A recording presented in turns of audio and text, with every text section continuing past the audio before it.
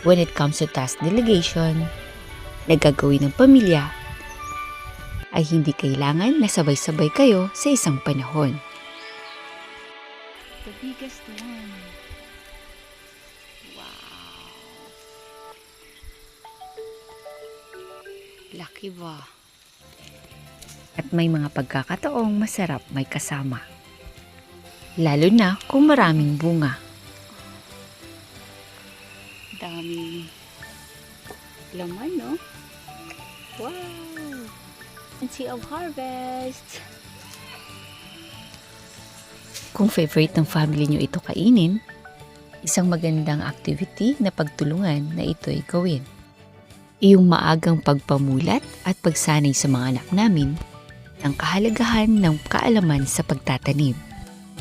Nagdulot ng kagaanan sa amin. Isa lamang ito sa mga paraan na ang pamilya makakain.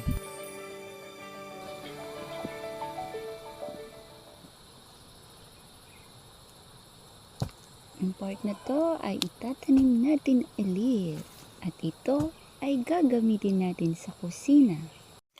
Isa sa kasangkapan gamit sa pagluluto ay ang luya.